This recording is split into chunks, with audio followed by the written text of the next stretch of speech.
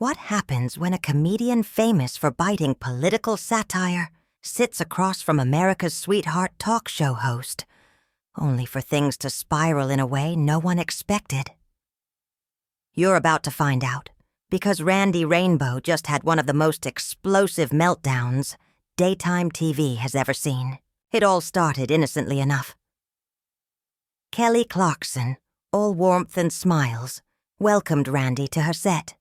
His theatrical charm lit up the room. The banter flowed. Then Kelly asked the question that lit the fuse. "Randy, your political parodies are hugely popular. But don't you ever worry about going too far?" Randy leaned back, brow arched. "Too far? Kelly, reality has already gone too far.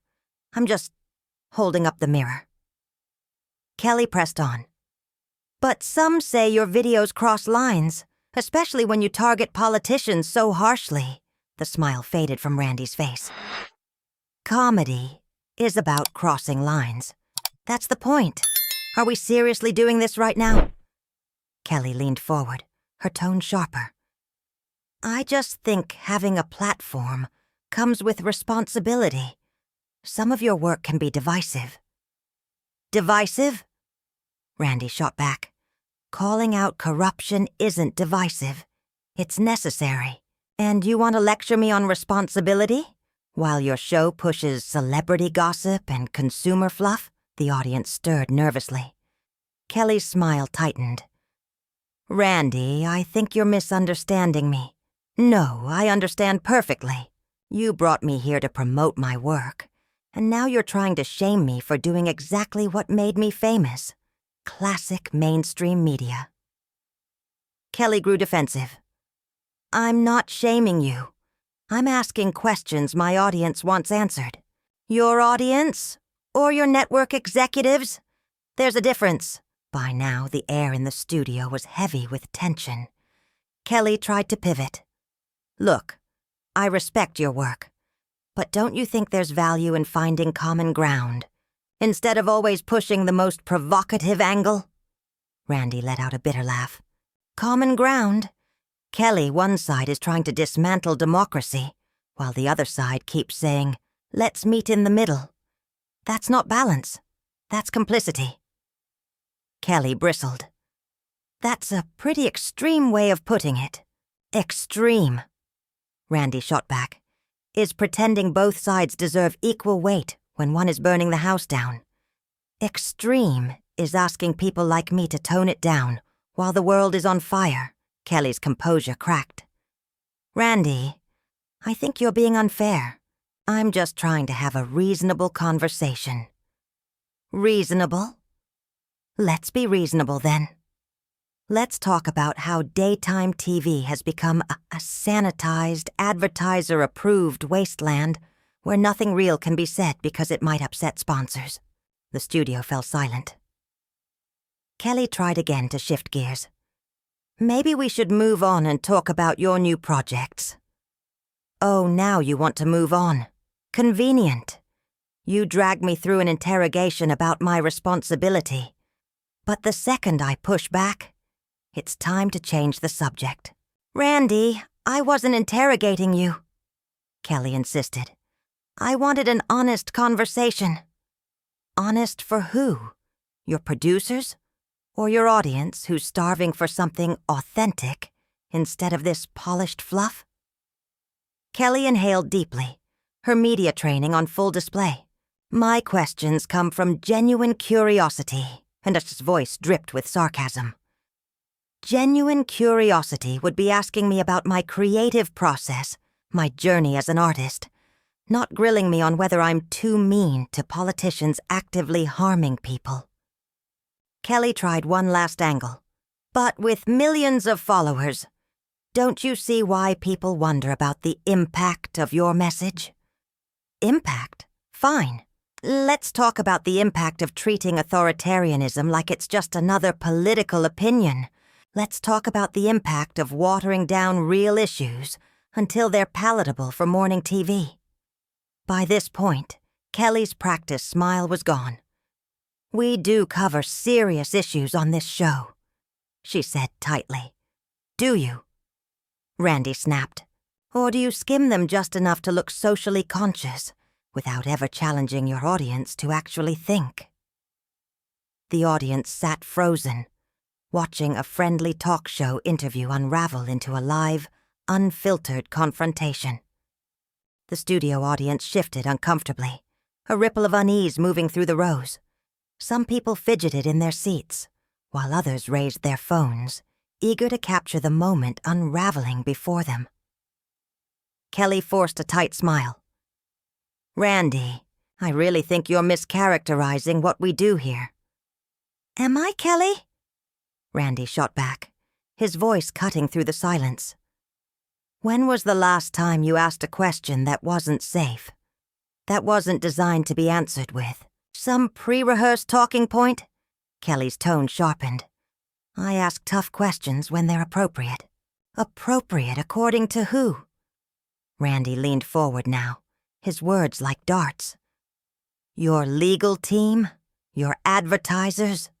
Because none of those people care about what's appropriate for the moment we're living in. You don't know what happens behind the scenes here, Kelly snapped, her composure slipping. Exactly, Randy said. Behind the scenes is where all the real conversations happen, while your viewers are fed manufactured positivity with no connection to reality. Kelly inhaled deeply, trying to steady herself. Look, Randy, I understand you're passionate, but turning this into a personal attack isn't productive. This isn't personal, Randy fired back. I'm not attacking you, I'm attacking a system, and you just happen to be a very successful part of it. Kelly's voice rose a notch. So, sitting here on my stage, as my guest, you're basically saying my work is meaningless corporate propaganda. I'm saying that daytime television has become a machine for avoiding real conversations. And if that describes your show, then maybe that's something worth asking yourself. The tension was suffocating now. A producer waved frantically from offstage, signaling Kelly to pivot. But she pressed on, her voice tight with frustration. Randy, I invited you here because you're funny and talented, not to get lectured about the state of media. And I came here because I thought maybe, just maybe, someone in mainstream media was ready for a real conversation about why comedy matters in dark times. Randy shot back. Clearly, I was wrong. Kelly's cheeks flushed. You're making a lot of assumptions about me and my show that just aren't true.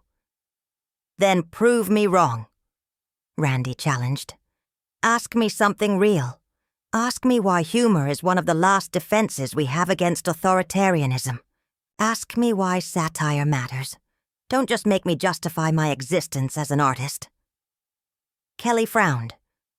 Authoritarianism. Fascism. Don't you think that's extreme language to throw around? Randy's eyes flashed. And there it is. The problem. You think the word fascism is extreme. But you don't think the policies and behaviors that define it are extreme. That's the blindness I'm talking about. I'm not blind, Kelly shot back. I just think we need to be careful about using inflammatory words. Inaccurate words are dangerous. Careful words are dangerous, Randy said, his voice sharp as glass. Pretending that naming the fire is worse than the fire itself. That's the real poison. Tone policing people who are sounding the alarm while the house is burning down. That's what's inflammatory. The audience was dead silent now, breath held, hanging on every word. Randy, Kelly said, her voice breaking, slightly. I think you're being unfair to me, and to my audience. We care about these issues too, do you? Caring is easy, Kelly. Caring is a feeling. Action is what matters. Action is what costs something. And risk, real risk, is bad for ratings. Her smile had fully vanished now, replaced with a hard edge. So what? You're saying everyone in mainstream media is a coward? I'm saying the system you operate in makes courage almost impossible. And yes, that includes this show. That includes this conversation." Kelly's face hardened, her voice low but clipped. "So you're telling me this entire conversation we're having right now doesn't matter? That it's fake because it's happening on my stage?" Randy didn't flinch. "I'm saying we're performing authenticity instead of living it. You're playing the role of Kelly Clarkson, the friendly host. I'm playing Randy Rainbow, the satirist. We're both performing, but nobody here is being truly real." Kelly leaned forward, her jaw tight. "I'm being genuine with you right now." "Are you?" Randy asked, voice quieter now but sharper than ever. "Because genuine Kelly would drop the smile and tell us what she really thinks about the state of the world.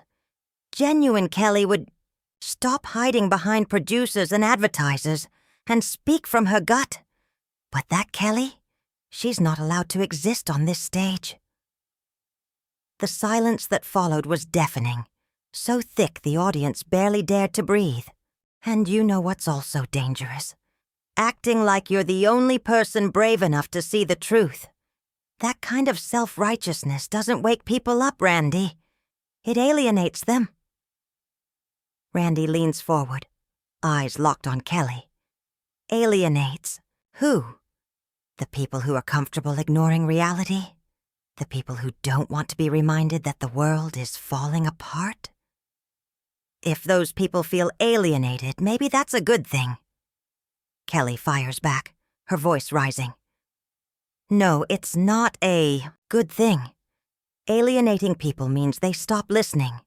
And if they stop listening, nothing changes. You're not preaching truth. You're just shouting into an echo chamber that already agrees with you. Randy throws his hands up. And you're mistaking silence for progress. You want people to keep watching, to feel good, to believe they're engaged, just because they nod along with something safe. That's not change, Kelly. That's sedation. Kelly rises to her feet again, visibly shaking now, her frustration breaking through the polished veneer. You don't get to come on my show and accuse me of sedating people. I've built this platform for years, for millions of viewers, and you... What? You parachute in and decide you're the savior of truth? Randy stands as well, matching her intensity. I'm not claiming to be a savior, Kelly. I'm just refusing to play along with the illusion. You want to inspire people with hope? Fine. But hope without honesty is just another lie. The studio is a powder keg now. Audience frozen, cameras capturing every quiver in their voices. Kelly takes a breath, steadies herself, and points directly at Randy. You're confusing honesty with hostility. And hostility doesn't build anything. It just burns everything down. Randy's reply is immediate, cutting. Sometimes you have to burn down a rotten structure before you can build something worth living in. The silence after hangs heavy, electric. Even the producer has stopped gesturing, realizing this moment has gone far beyond anything they can control. Creating content that makes people angrier and more divided instead of helping them find solutions. Solutions, Kelly. The solution is for good people to stop being polite to bad people. The solution is for people with platforms like yours to stop pretending neutrality is some kind of virtue. When one side is trying to dismantle democracy, neutrality is complicity. Randy, you're completely twisting what I'm saying. No. Randy fired back, his voice sharp. I'm hearing you perfectly. You're saying my comedy is the problem because it takes sides. You're saying calling out corruption is inflammatory. You're saying standing up to authoritarianism is divisive. Kelly's face flushed red. I never said any of that. You absolutely did. Randy shot back. You've spent this entire interview concerned trolling me about my tone, while completely ignoring the substance of what I do. Concerned trolling? Kelly's voice shook with restrained anger. I was trying to have a thoughtful discussion about the role of political comedy. No, Kelly. You were trying to make me admit I'm part of the problem, so you could feel better about your own complicity in the system, Kelly's voice cracked. My complicity? Randy, you don't know anything about my life, my values, or what I do when the cameras aren't rolling. I know what you do when they're rolling. Randy snapped. And that's what matters. You give people safe, sanitized content that never challenges them to think differently about anything that actually matters. That's not true, Kelly protested. That's unfair. Randy began gathering his things. You know what's unfair, Kelly. Living in a country where comedians have to do the job. Journalists and talk show hosts won't. Telling people the truth. Randy, where are you going? I'm leaving. Because this conversation proved something. You and I don't even live in the same reality. And I'm not going to sit here pretending your reality is equally valid. Randy, please. Kelly's voice was desperate now. We can still find a constructive way to have this conversation. Randy stopped, turned, and locked eyes with her. Constructive? Construction requires a foundation. We don't even agree on the basic facts about the world. What exactly are we supposed to build? By listening, Kelly pleaded. By trying to understand each other's perspectives. I have been listening, Randy said, his voice heavy with finality. And what I've heard is that you think I'm too angry, too divisive, too unwilling to compromise with people who want to hurt others. Message received. That's not what I think, Kelly said quickly. Then tell me, Randy demanded. What do you actually think? Not what your audience wants to hear, not what sounds safe. What do you believe about the state of the world right now? Kelly froze.